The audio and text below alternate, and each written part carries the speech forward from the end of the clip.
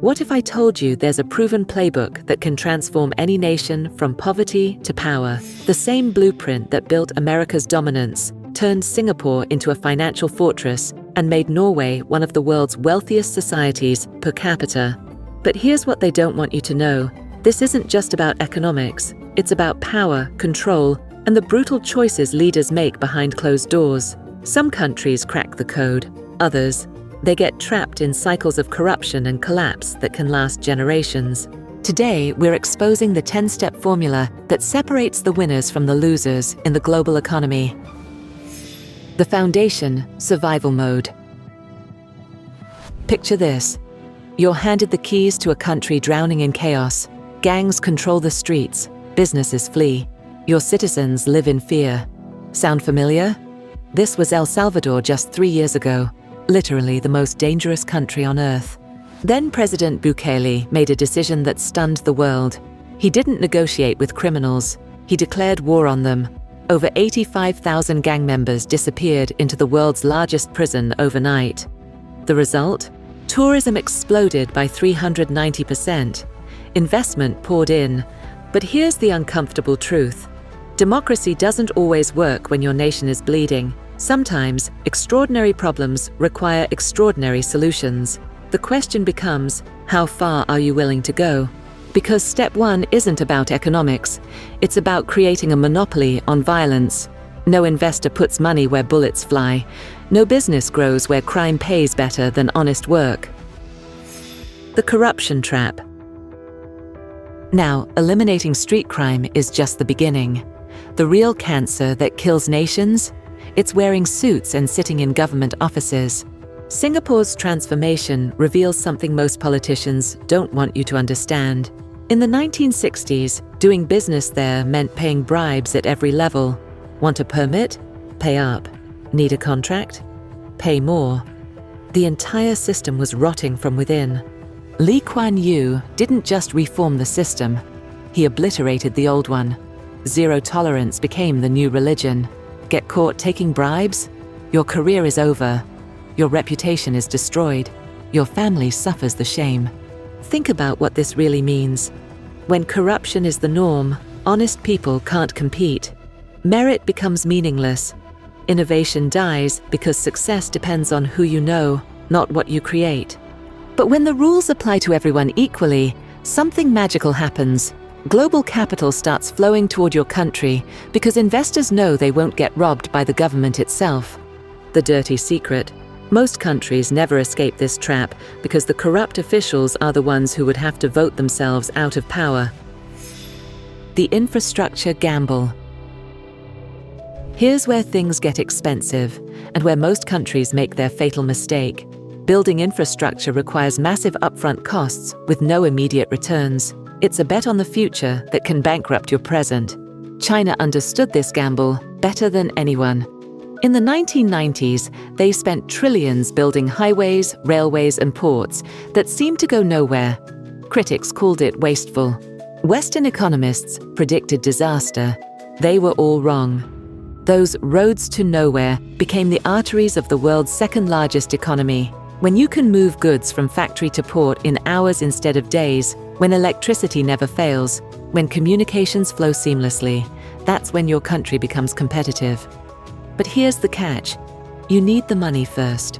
Most poor countries can't afford the infrastructure they need to get rich. It's the ultimate chicken and egg problem. You need wealth to build the systems that create wealth. So how do you break this cycle?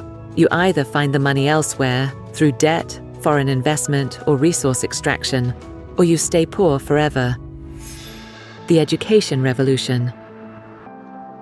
South Korea faced this exact dilemma after the Korean War. No natural resources, no capital, no hope. Their solution? They bet everything on something nobody could steal: human intelligence. While other nations fought over oil and minerals, South Korea built schools, universities, and research centers. They turned their people into their most valuable export: Samsung, LG, Hyundai. These weren't accidents. They were the inevitable result of a generation that prioritized learning over everything else.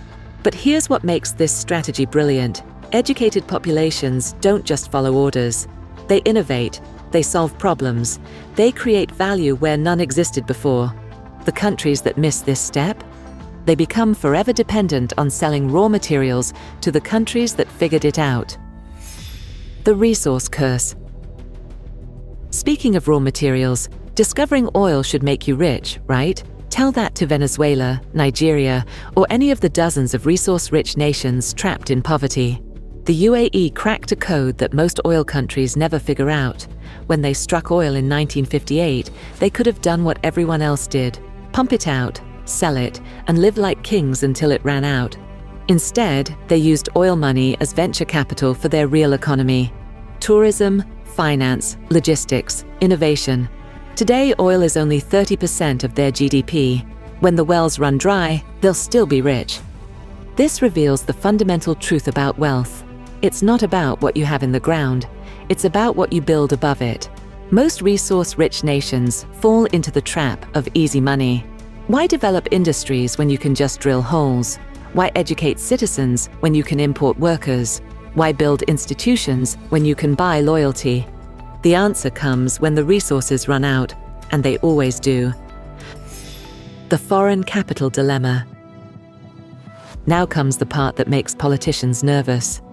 To get truly rich, you need foreign money.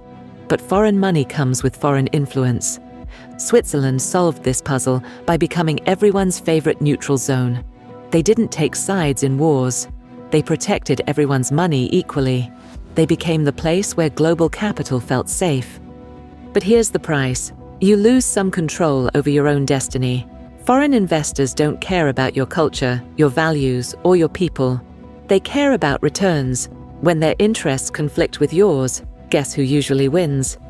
The countries that resist this step often stay poor out of pride. The ones that embrace it risk losing their soul to foreign influence. The smart ones? They figure out how to take the money while keeping the power. The alliance game. Germany's story after World War II shows the ultimate power of strategic relationships.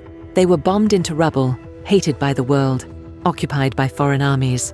How do you come back from that? You don't fight the system, you become indispensable to it. Germany didn't just join NATO and the EU, they became the economic engine that powers both. Now, instead of conquering Europe, they essentially run it through economic dominance. This reveals something crucial about modern power. Military conquest is expensive and temporary. Economic integration is cheap and permanent. When other countries depend on your success, they'll protect your interests as their own. But alliances are double-edged swords. They provide security and opportunity, but they also limit your options. Ask any country that's tried to leave a major alliance. The economic consequences can be devastating. The innovation monopoly. Here's where the game gets interesting. The Netherlands figured out something that most countries never realize. True wealth comes from owning things the world can't live without. ASML builds machines that make computer chips. Not just any chips, the most advanced chips on Earth. Every smartphone, every car, every AI system depends on their technology. And here's the beautiful part. They're the only company in the world that knows how to make these machines. When you control something irreplaceable, you can charge whatever you want. Apple, Samsung, Nvidia, they all have to pay. There's no alternative, no competition, no choice. This is the ultimate economic weapon. Countries that master this step don't just get rich, they become indispensable to the global economy. Countries that don't, they become customers forever. The culture export machine. But even innovation can be copied eventually.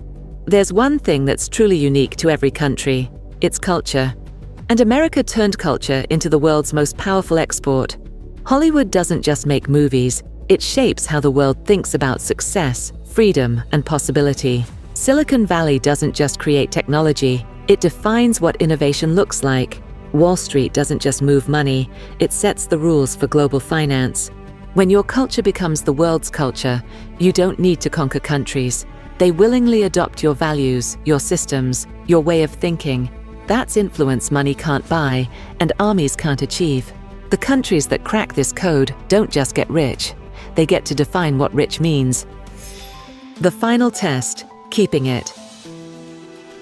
Norway faced the ultimate test when they struck oil. They could have spent it all on monuments to their own success. Instead, they did something unprecedented. They saved it. Their sovereign wealth fund is worth $1.5 trillion. That's $300,000 for every Norwegian citizen. But here's the genius. They don't spend the money. They spend the interest. The fund keeps growing, the benefits keep flowing, and the wealth lasts forever. This reveals the final secret of rich countries. Getting wealthy is hard. Staying wealthy is harder. The nations that figure out how to distribute their success without destroying it, they're the ones that build lasting prosperity. 10 steps. Countless nations have tried them. Few have mastered them all. The ones that do, they don't just get rich, they rewrite the rules of power itself. The question isn't whether this formula works. The question is whether your country has the courage to use it.